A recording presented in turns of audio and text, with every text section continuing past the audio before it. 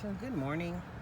I believe in America, it is time and past time for the conversation to talk about the outcomes and the maintenance of effort for the public investment for African American people. And who should have that conversation? No better than the local community. And how does the local community have this conversation? It's an oddity, right? Because it's not something that we normally talk about, as people do not come together and talk about the outcomes of the lack of maintenance in the local community.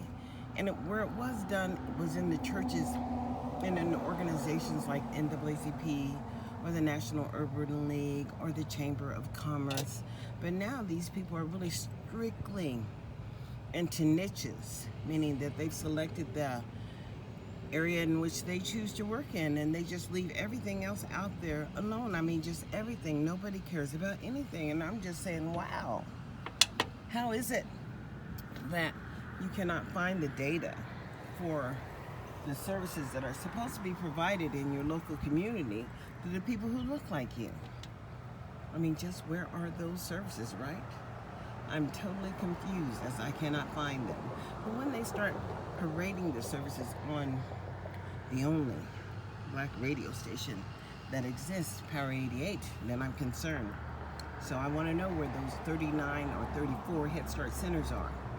And I want to understand about this job training opportunity that's being offered, as with Every Child Succeed Act. And if you ever really followed the policies or the political alignment of public law under No Child Left Behind and under the Local Control Accountability Act, or under what it was, Goals 2000. I mean, you just go back in history, leave no child behind, and they were all laws written around access to give states the opportunity to provide services to the local people.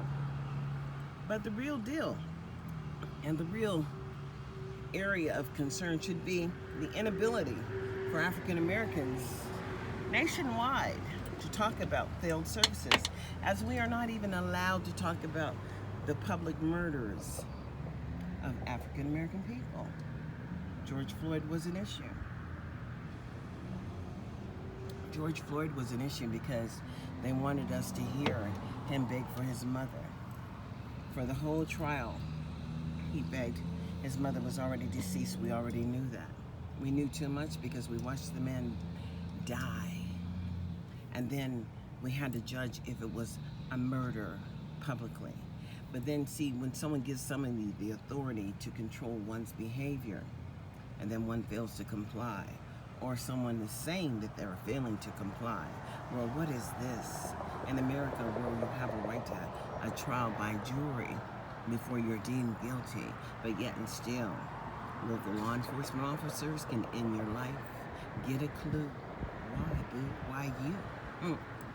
The same reason that I can't stream live is because there are those that wish to control me as an individual, me as a free citizen, me as an American. And guess what, boo?